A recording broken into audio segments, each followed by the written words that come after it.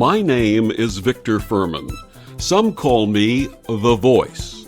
I've always been fascinated with human nature, spirituality, science, and the crossroads at which they meet.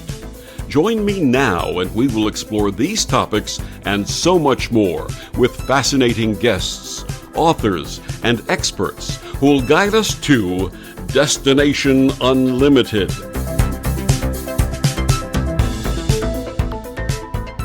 How may the traditional Wheel of the Year be embraced by people of all faiths?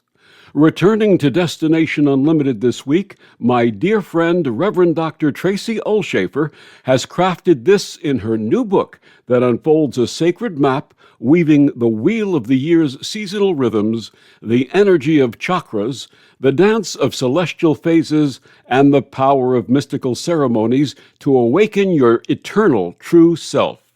Rev Dr. Tracey is the founder of One Yoga and Wellness, who has spent more than 2 decades helping others understand how to heal their lives through various holistic practices that also healed her own. Dedicated to holistic wellness, Rev Dr. Tracey trains and supports individuals on their healing journey. Her website is oneyogacenter.net, and she joins me this week to share her new book, The Modern Mystic's Wheel of the Year, a multi-faith path to living in harmony. Please welcome back to Destination Unlimited, Dr. Tracey Ulshafer. Welcome back, Tracey. Thank you, Victor. This is your 3rd time being interviewed by me. That's amazing. Thank you for having me back a 3rd time. Well, what you share with the world is so special and so beautiful, you have to come back every time. So No. I'm grateful to you. So for those meeting you for the first time, please share your path and how yoga, massage, and healing came into and changed your life. Well, I started out pretty unexpectedly on this journey into holistic modalities because I had a car accident as a teenager and working in an office, pretty sedentary type of life. It compounded, and I had a lot of issues with my back. And a friend suggested we try yoga, so I sort of went not willingly, just because we were going out to dinner after. But after a few sessions, I started to feel better. And after a little time, I wasn't taking Advil all the time. And I just sort of fell into this, wow, there's something magical happening here, with this linking of the body, mind, and spirit into oneness. And it took me on a journey to become a yoga teacher, 500-hour yoga teacher, to become a massage therapist in the state of New Jersey and a Reiki healer. And I just kept going. I kept embodying more practices as they worked for me, sharing them with my then community. I opened up a yoga studio in central New Jersey. I had for 22 years as a brick and mortar until I closed it in 2022. And I still serve that community, but I'm now taking chaplaincy classes. I've been a doctor of ministry since 2020, and I'm looking to shift a little bit from what I've been offering, or combining what I've been offering, but shifting how I do it to more of a ministerial presence. So that's me in a nutshell, I think. As I've shared with you before, you and I must be spiritual family. You must be my sister in spirit because a back injury, not from a car accident, but a back injury led me to yoga in the late 1980s. And yoga led to retreats and to facilitating meditation. And then hearing the word Reiki mentioned at one of those retreats, and Reiki changed my life completely. So we have that in common, and I'm glad that we've had that sharing and the familial sense that you and I have together. So we had the blessing of meeting while pursuing that Doctor of Ministry degree with the new seminary back in 2020. What called you to interfaith ministry, and what did you take away from that experience? You know, someone asked me this the other day, Victor. I don't know what called me. I've always had a calling to understand, um, spiritual presence, and whether it came from my parents telling me at a very young age, we're not going to take you to any specific church, synagogue. You're going to figure out what your belief system is on your own. And then me going, wait, what's that? What's a belief system? What does that mean? I think that might have spun me on that trajectory, but deep into my yoga and wellness center, my community, uh, I felt I felt that I needed to do something different, or dive deeper into certain things. I had studied a lot of Hinduism and Buddhism just by the nature of yoga, and where that took me to provide things for my class. My classes always had a very spiritual bend, always theme based, strong theme based presence in them. So something around 2019 really was pushing me to go deeper into understanding that. And I had a very deep spiritual life, but for some reason I felt like this need, and I was looking at the new seminary and a couple other places. I was trying to nail down where I wanted to go. I knew it was going to be interfaith, of course, and I was moving a bookshelf. A friend was helping me move a bookshelf, and the Bible fell off the bookshelf as I was telling her I was thinking of going to seminary. And it landed right in my hands. I grabbed it. And that said, okay, there was a force telling me, yes, you need to pursue this. It was like a validation. You got the confirmation. Yeah, I did. Absolutely. I did. Congratulations on your new book, The Modern Mystic's Wheel of the Year, A Multi-Faith Path to Living in Harmony. You are a prolific author. And before we discuss this new book, please share with us about your best-selling series, The Accidental Yogini. What inspired these wonderful books, and what do you share with readers?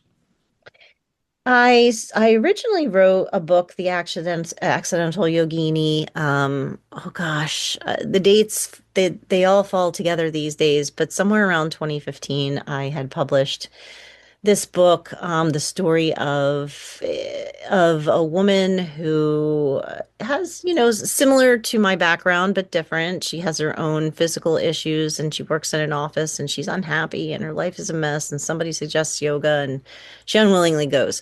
And so the story goes that through this yoga practice, of course, she starts feeling better in her body, and then she starts feeling better in her mind, and then better in her spirit, and she turns her whole life around. And flash forward to a couple of years ago, after I closed my yoga studio, I said, you know what? I think this could be a series, because it's not just one heroine in one story. This is a lot of women that I've known, and a lot of different stories can be told. So I I went back and I wrote another book called. So what I did was I rebranded it as a series and made the original one, The Accidental Yogini, Kristen and her story.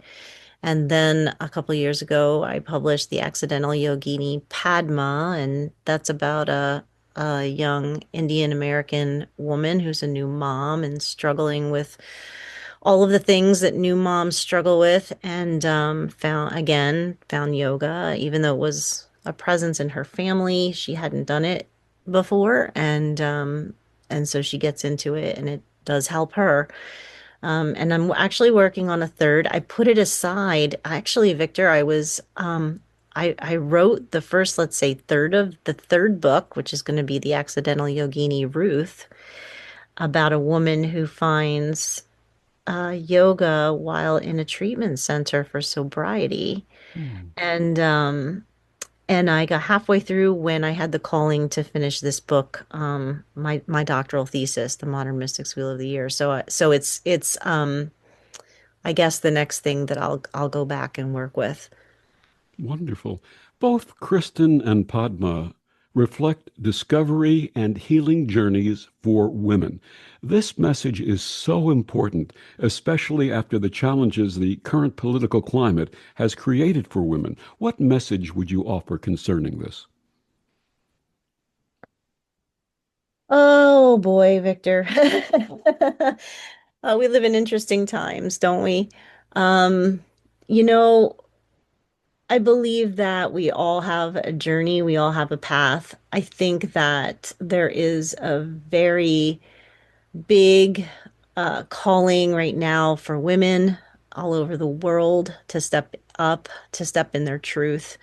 Uh, I have I have no problem personally with the patriarchy, but I think that there needs to be more of a inclusiveness in everything. I think that we need to find a balance.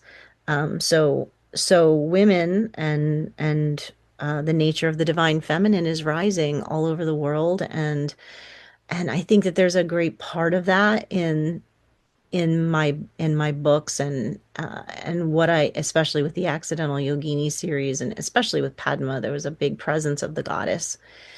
I think that whether you're a man or a woman, integrating that aspect is desperately needed at this time so that we can move into oneness, we can move into unity and balance.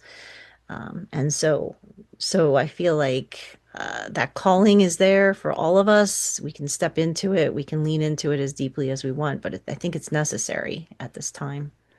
The Accidental Yogini series looks at second chapters, significant life changes that both women and men experience as they reach their late 30s and early 40s. How would you suggest they approach and embrace those changes?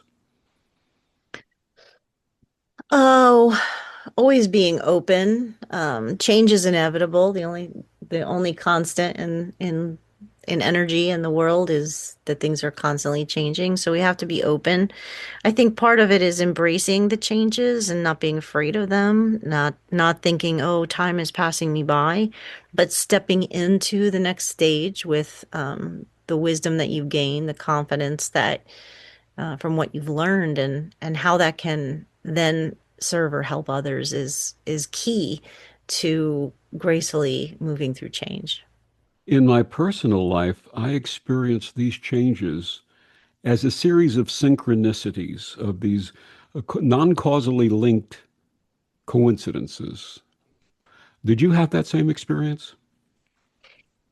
I think that that happens often, and I part of it, what I talk about in my new book, if you're not looking for it, you may miss it. You may not be even aware that there are these synchronicities, these things happening as you're walking through life. But yeah, I agree.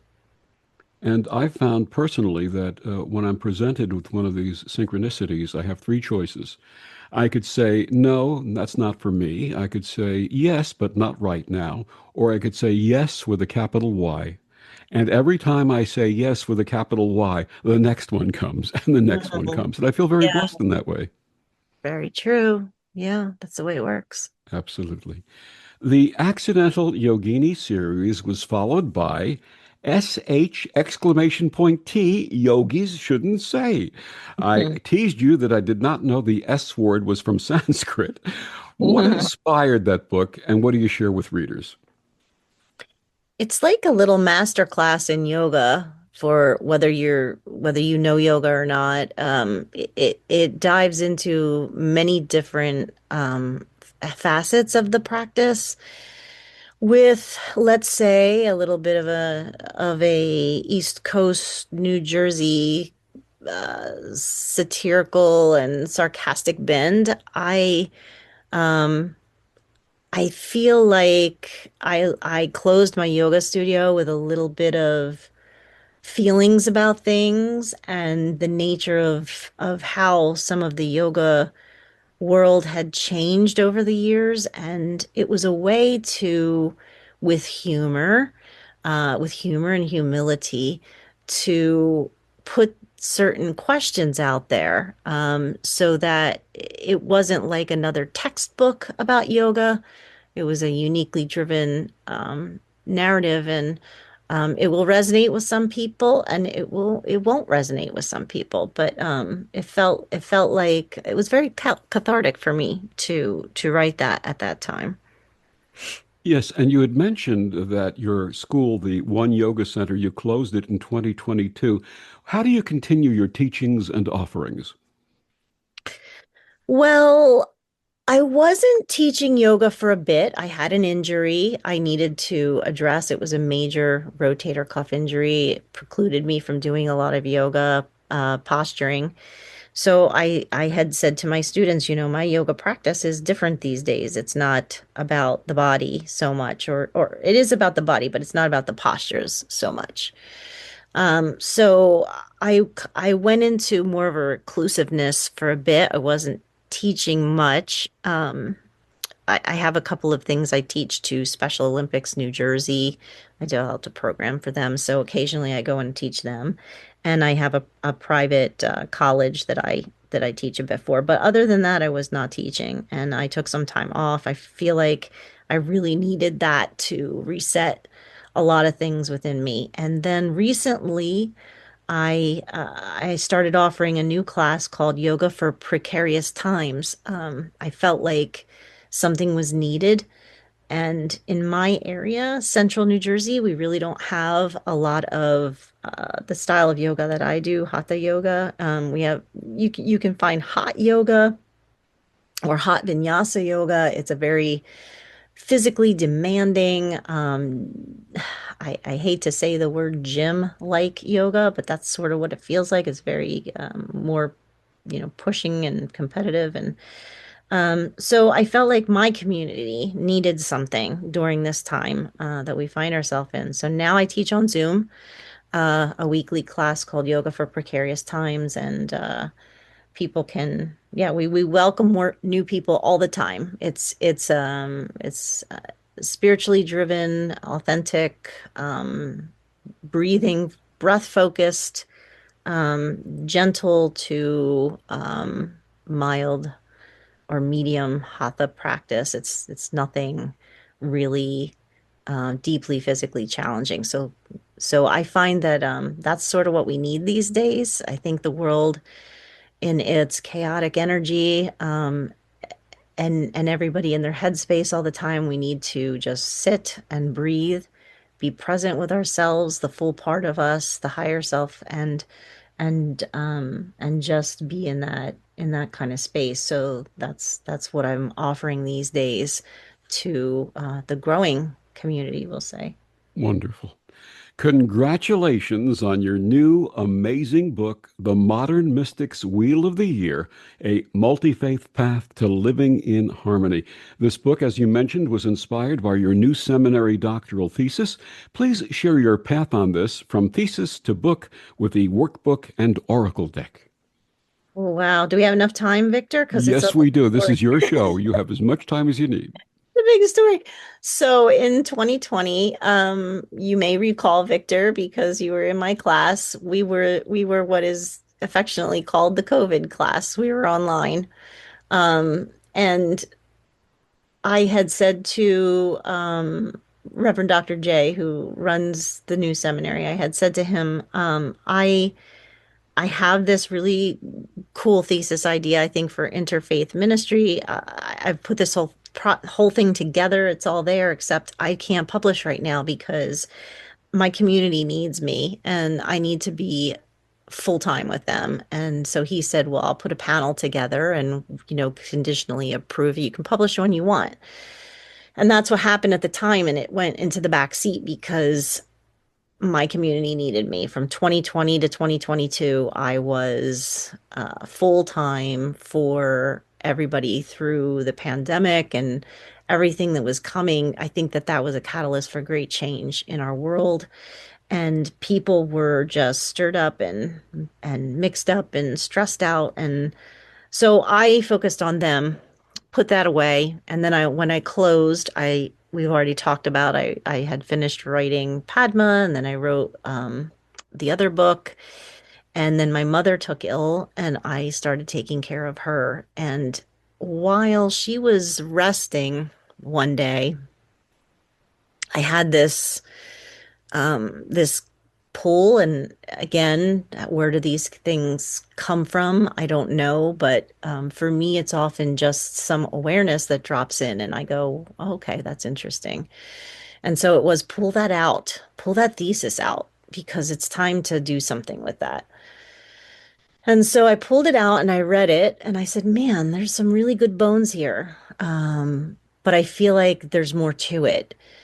It was broken down into the 12 months of the year, a faith tradition for each month, um, and a symbol and a chakra, the energy center, and a theme for each one of the months. And I liked it a lot, but it felt like it needed something else, something more, something different, because I thought if I publish this, are people going to understand all the pieces to it? There's so many pieces to it. What if somebody doesn't get, um, what a chakra is, or what if they don't get some of these parts? Because there's a lot of moving parts. So I started rewriting the book, and it came out in a part one and a part two.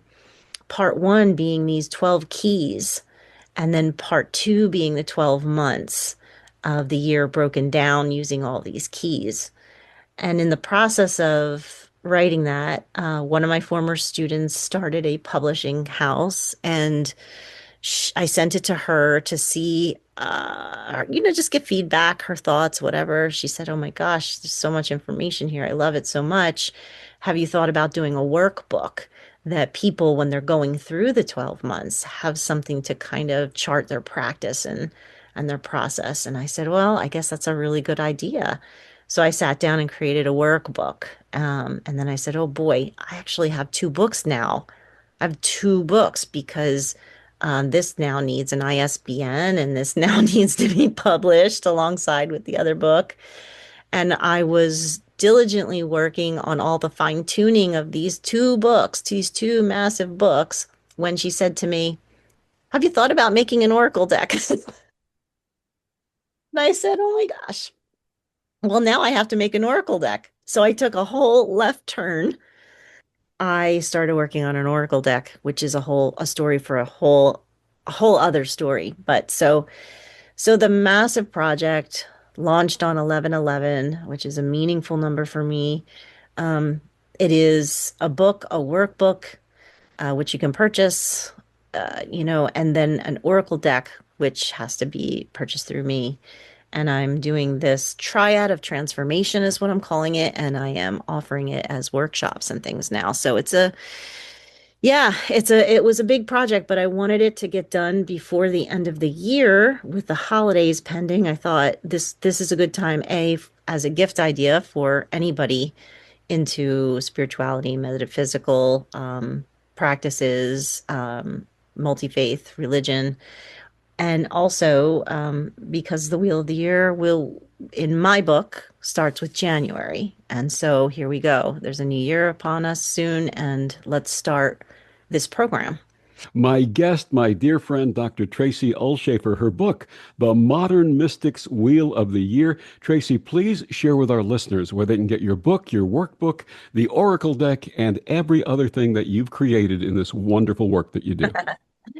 Well, my website, you can purchase all of these things, and that is oneyogacenter.net, all spelled out, ONE, oneyogacenter.net. But the book and the workbook are also available on Amazon. You can find them easily there. And the Oracle deck has to be purchased through me. I could not sell that on Amazon. So those two places would be where to find them. And also the Accidental Yogini series. Yeah, actually all my books are available either through me or online on Amazon. Wonderful. And we'll be back with more of Tracey after these words on the Om Times Radio Network. The cutting edge of conscious radio, Om Times Radio, IOM FM. Om Times Magazine is one of the leading online content providers of positivity, wellness, and personal empowerment. A philanthropic organization, their net proceeds are funneled to support worldwide charity initiatives via Humanity Healing International. Through their commitment to creating community and providing conscious content, they aspire to uplift humanity on a global scale. Om Times, co-creating a more conscious lifestyle. Back on Destination Unlimited, my guest this week, my dear friend, Dr. Tracey Ulshafer, her brand new book, The Modern Mystic's Wheel of the Year. Tracey, you open the book discussing the mystic's path. How do you define both mystical and mystic? Well, what I tried to do in the book, Victor, was not define it myself, but to sort of who's already defined this? Why recreate the wheel? But one of the quotes that I love in the book is from Andrew Vidich and his book, Love is a Secret, where he explains, unlike Western psychologies, which are more or less understandable to the average person, mystic psychology describes levels of transcendent experience that are virtually impossible to compare with commonly understood modes of behavior. It is often difficult to clearly define and articulate in ordinary language the experience of the mystic. And that says it all, does it not? We can talk about these things, but it's very experiential. Mysticism, to be a mystic, the synchronicities that you spoke of, this is all experiential. And we all have a very unique pathway to that and connection with that. And I believe everybody is already and has already these connections. Again, as I had said earlier, not everybody is aware of them, connected with them, or has an interest in exploring them further. But but I think that there are these certain things that a lot of what I refer to as a modern mystic has these same sort of things that we're interested in, whether it's sacred sites on the world, ancient temples, things like that, whether it's meditation, chakra energy work, Reiki, things like that. It's anything that has this experience that brings us further outside of our physical body, that connects us in a greater way to the totality of who we are through that transcendent piece. I think we can say we're on that mystical path, or we are a mystic. Also, there is this key of being activated, being in alignment with the divine through that practice, right? It's a golden thread or cord that comes through it. So it's hard to define, but I think we can sort of get there if we understand certain things or in alignment with them. Does that make sense? Yeah, and if someone, you'll use the expression mystic curious, how should they start? Well, I always say start with the known, right? Start with something you're familiar with. If you grew up Christian, then you might want to look into who were the mystics in the Christian faith. Um, Padre Pio, Saint Francis, Mary Magdalene, there's many. If you are Muslim, you could look at Rumi, right? There's mystics in every path, and I do discuss them in the book. And I think so. Start with, okay, maybe this is what I was introduced to when I was younger, or this is the faith tradition I grew up on. Who are the mystics there? What did they experience? How did they experience God or universal consciousness, and in what ways? And how did they explore it? How did they express it? And I would start there. And then, that's what my book is. My book is, okay, here are all these other faith traditions and these mystical practices in them. Let's see if you resonate with any of these. Let's give it a try. Let's be a little bit open. Absolutely. Many of our listeners may be familiar with the Wheel of the Year from the cycle of festivals from each of the seasons. How does your book introduce this concept and bring new insights and practices to it? I, for 30 years, practice earth-based spiritual practices with the wheel of the year. So it's been very big part of my life. So I know these Sabbats very well. And it felt very natural to, if I'm going to talk about a multi-faith thing, if I'm going to work this through the 12 months of the year, let's spin this wheel with it too. So it's one of the keys. I call it the solar calendar, and we work the wheel with the pagan Sabbats. And I think that it brings this authenticity to ancient spiritual traditions that predate the Abrahamic traditions, because, who were the people that were there before these other religions came about, and what did they practice, whether it was shamanism or, the Celts, the Druids, um, there's Native Americans. There's so many other traditions that predate some of the religious practices that we consider being the major faith traditions. And I wanted to incorporate that throughout, and I wanted to show that throughout. And so this link to the Wheel of the Year was a way to, I think, bridge that and bring that in. So it's one of the keys in the first part, and then it also carries through the second part, through the months, and informs the themes and the practices. One of the keys you introduce is numerology. How does numerology interface with the practice? Everything is energy.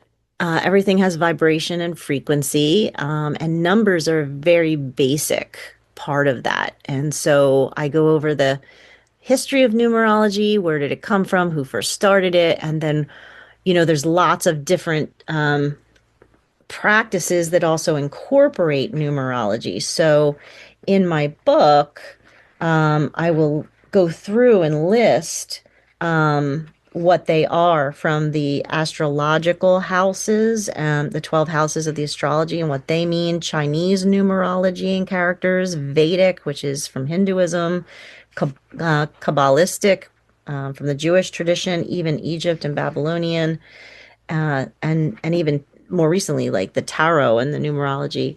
So I basically, I, you know, again, 12 months, 12 keys. This is a number. What's the significance of that? In numerology, you basically add the numbers together to get a basic vibrational frequency. So if you take 12, it's 1 plus 2. That means it's a 3 vibration. What is a 3 vibration? What does it mean? What's the meaning behind it? And then, okay, March is the third month of the year. How does that energy align with March? And how do I work with that throughout that month? So I bring it, first let's understand what it is, and then let's apply it. In the keys, you talk about the practice of Sankalpa. What is that? Mm. The Sankalpa comes from the Hindu tradition. It is a heartfelt sacred vow. It's one of the 12 keys, but it is a big part of the whole book, because, and actually it's a big part of the workbook. As you're working through the wheel of the year, as you're working through the year, a lot of people set these New Year's intentions or goals. And people set goals all the time, and there's not always a heartfelt resonance when it's created. So a sankalpa is something that's seated in the heart. It is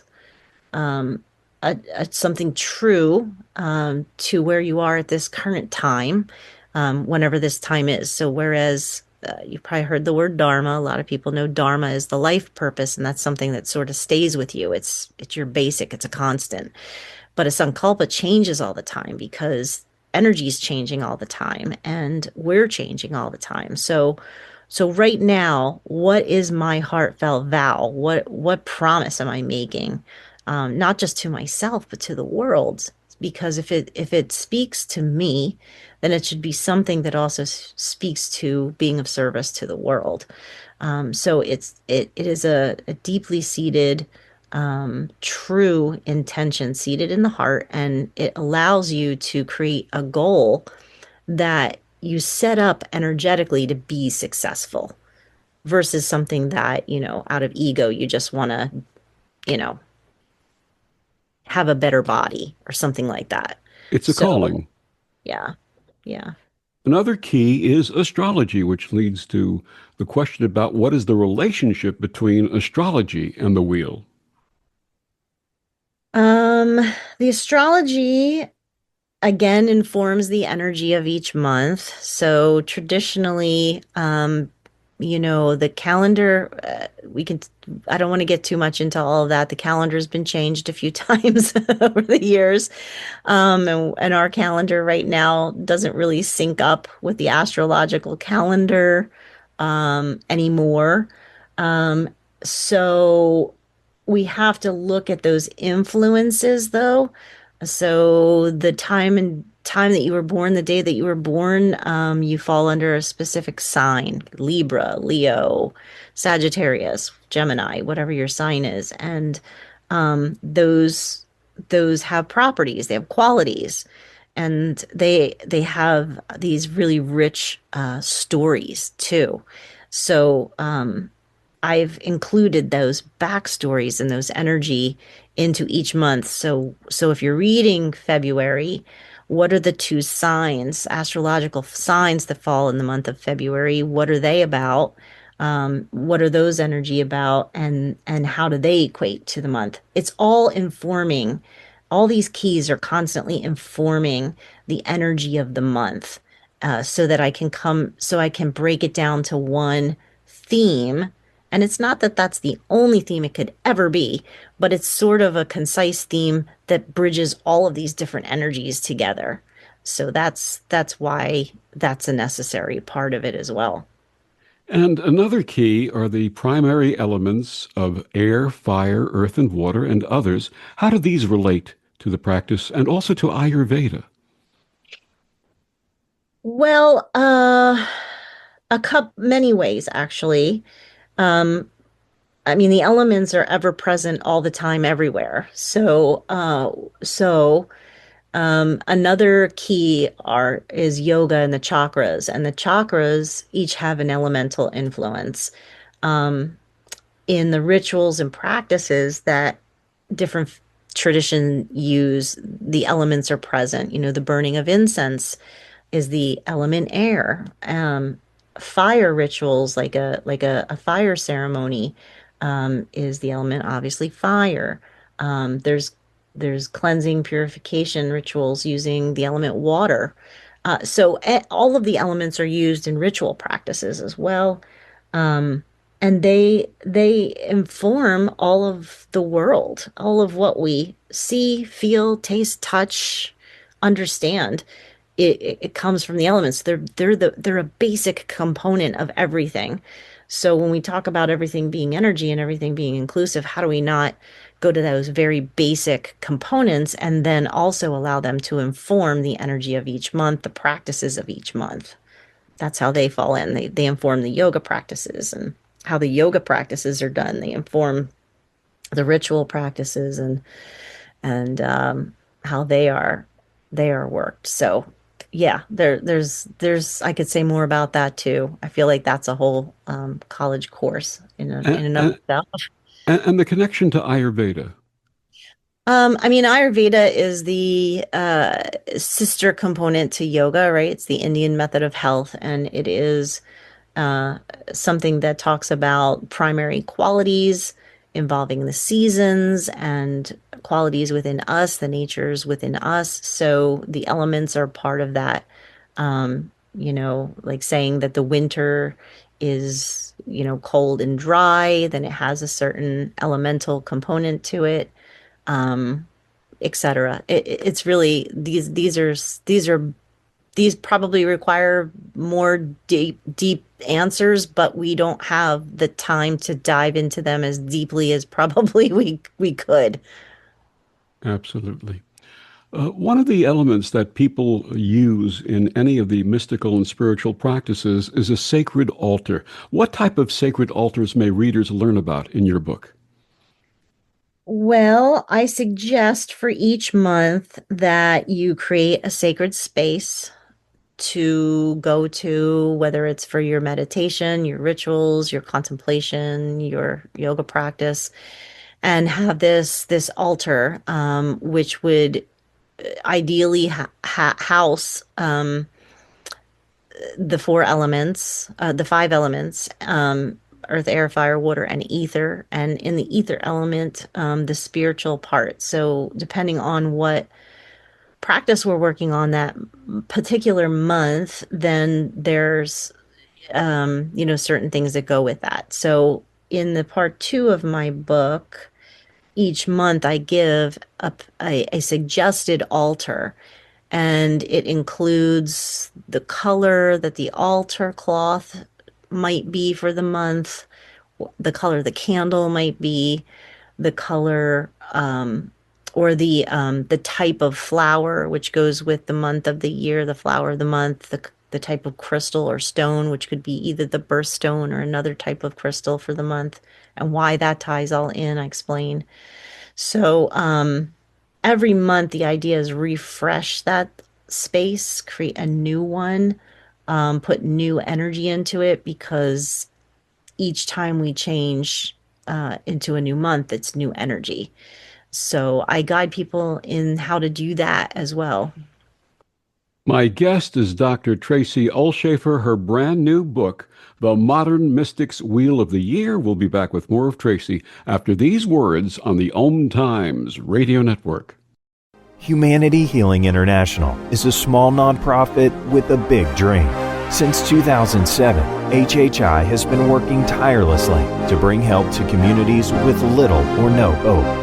Our projects are not broad mandates, nor are they overnight solutions, but they bring the reassurance that no one is alone and that someone cares. To learn more, please visit humanityhealing.org. Humanity Healing is where your heart is.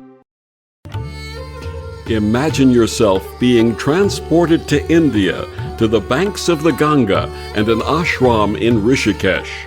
Visualize that you are welcome to satsang with an American sannyasi who shares the wisdom of her guru. Your visualization has manifested. Join Sattvi Bhagawati Saraswati for inspiration and transformation every Thursday at 11 a.m. Eastern on Om Times Radio. Back on Destination Unlimited, my guest this week, my dear friend, Rev Dr. Tracey Ulshafer. Her book is entitled The Modern Mystic's Wheel of the Year. Tracey, as we're both ordained interfaith ministers, are there aspects of this practice that all faiths may embrace? So each month there's a different faith tradition, right? Whether it's Judaism, whether it's Christianity, whether it's Islam, whatever it is, each month. I think anybody that's open to understanding that we have more commonalities than differences, and anyone who is empathetic to working and striving to create that type of unity. It doesn't mean that at the end of the day, your practice won't be steeped in a certain spiritual tradition, but allow yourself the ability to embrace parts of other traditions that maybe you weren't brought up in, maybe you don't know anything about, and then exploring them and seeing, wow, this isn't so much different from something that I practice here. So I think that anybody that's open and anybody that goes into it with an open heart, regardless of what their spiritual tradition is, would be able to appreciate the practices. And I do keep them on that mystical aspect, the mysticism aspect of the practices, so that they are more open and regarded in a way that anybody has access to them. One of the great lessons that I personally took away from my time with the new seminary was that in virtually every religion and every faith, there is an iteration of the basic rules, the golden rule. do unto others as you'd have them do unto you, love thy neighbor as thyself. If everybody embraced those two principles, what a wonderful world this would be, wouldn't it? That would be a really good start. That would be a really good start for Absolutely. sure. And the other thing that I learned was that there was a story coming from the ancient Vedas that Brahma, the chief Hindu god, was having a meeting with the other gods, and the other gods were complaining that in those days humans had divine powers. And they said to Brahma, why don't you take the divine powers away from humanity and put it on the highest mountain? And Brahma shook his head and said, no, eventually they would find them there. And then someone suggested, why not take those powers and put them at the bottom of the deepest ocean? And Brahma again shook his head and said, no, eventually they'll find them there. But then what he said was, I know what I'll do. I'll put them inside of humans because they'd never think of looking there. Really, this is what it's about, isn't it? It is. Everything is already inside of us, and we seek and we seek and we seek external validation, external knowledge, and deeply that wisdom is already residing within us. And if we turn that gaze inward and we allow ourselves to be still long enough to touch upon it, we'll find it. Absolutely. What are some of the energies reflected in each month of the wheel? Well, there's a lot of energy is reflected in each month of the wheel.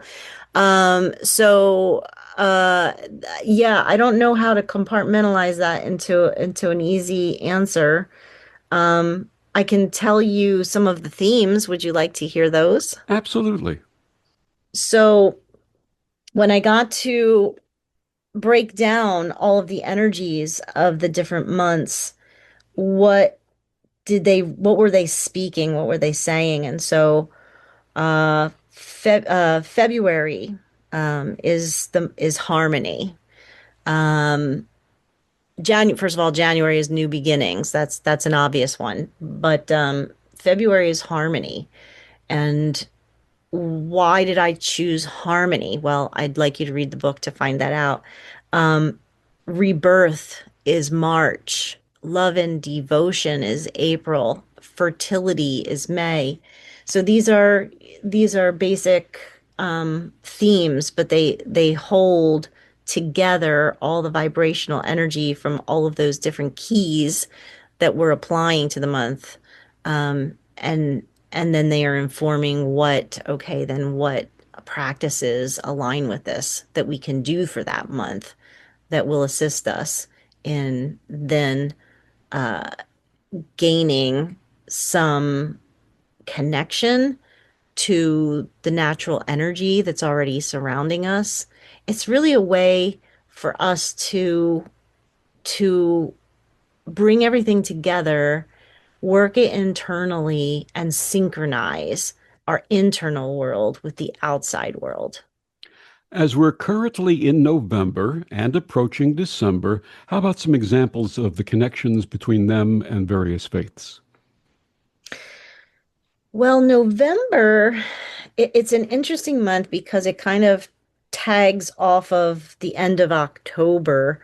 The end of October, we have this Sabbath in the pagan tradition in the pagan wheel of the year called Samhain. A lot of people call it Samhain, but that is not how it's pronounced. It's actually a Gaelic pronunciation, Samhain, and and that is the actually the pagan New Year. But it is very closely aligned. October 31st became known as Halloween or All Hallows Eve, and then Halloween, and then followed by All Saints Day.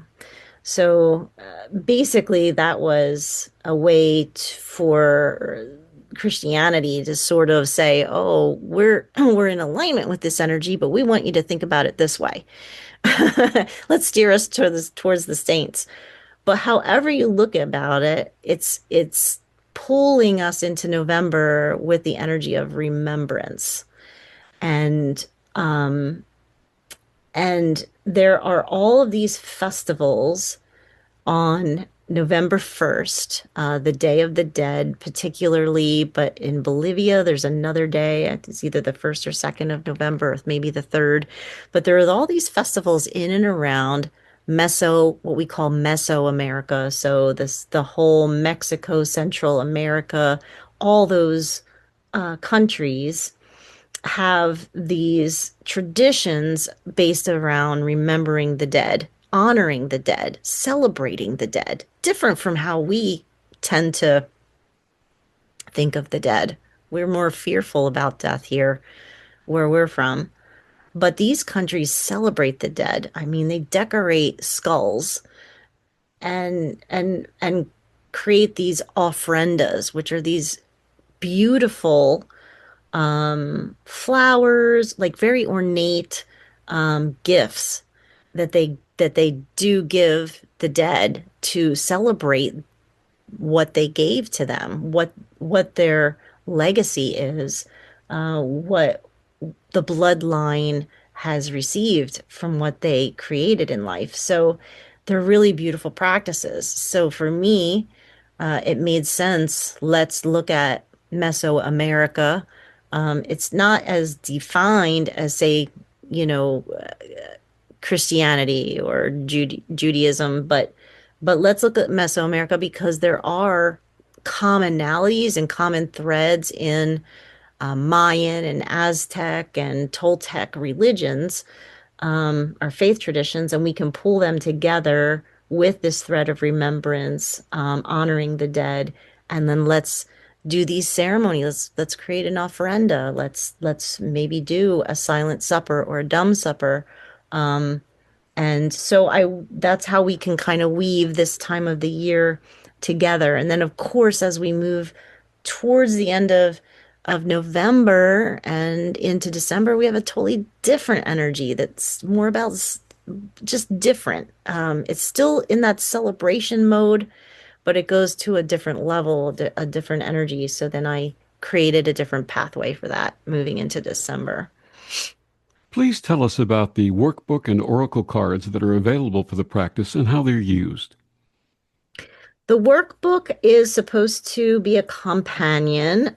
So you get to the part 2 of the book and you decide, okay, I'm going to do these practices every month. I'm going to start in January.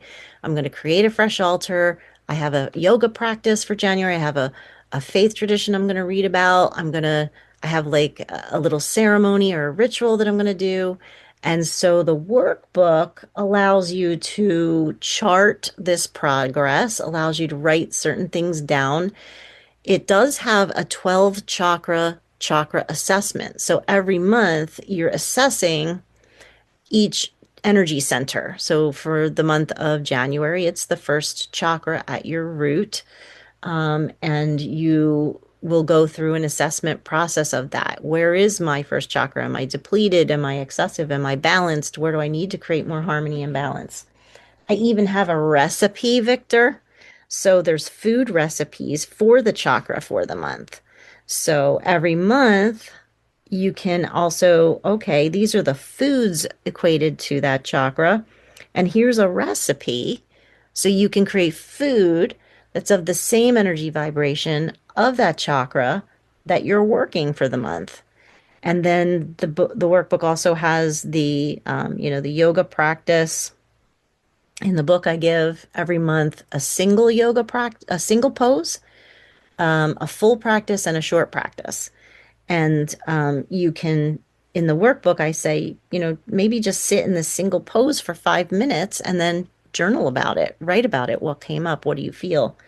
There's a part for the rituals as well as other notes. And the Oracle deck can be used multiple ways. There are cards created for every month of the year that you can pull out. There are also cards for each faith tradition that you can pull out. And you could just place them on your altar with the various different components for the month. Or you can use it as an Oracle deck where you pull a card or daily, could be a daily reflective card, or could be a weekly reading or a monthly reading, however you want to use it. But they were uniquely created to be used with the book based on the book. So all of the different cards are different key components of the book. My guest, my dear friend, Reverend Dr. Tracey Ulshafer, her brand new book, The Modern Mystic's Wheel of the Year. Tracey, one more time, please share with our listeners where they can get your book, your workbook, your oracle deck, and find out more about you. My website's the best site for learning all of the things I do and the experiences, workshops, retreats, anything I have coming up, as well as shopping for any of my books, oracle deck, cards. So that's oneyogacenter.net and ET at the end. But all of my books are available on Amazon, and you'll find my authors page. If you type in Dr. Tracey Ulshafer, you'll find my author page, and you can see all my books listed, or you can put the titles of the books in separately. And the oracle cards you have to get through you, correct? You do have to buy them through me, yes, and they are on my website. So that's another option. And another thing, just lastly, is to say that the book originally intended to be done only in hardback, full color. And when I did that, I realized how expensive it was going to be to do a hardback full color. So it is expensive on Amazon. I have it a little less expensive on my website if somebody really wants a full color. But the paperback version is available on Amazon and the hardback as well. Tracey, thank you so much for joining us and sharing all of this wonderful work. Thank you, Victor. Always a pleasure. And thank you for joining us on Destination Unlimited. I'm Victor, the Voice Furman. Have a wonderful week.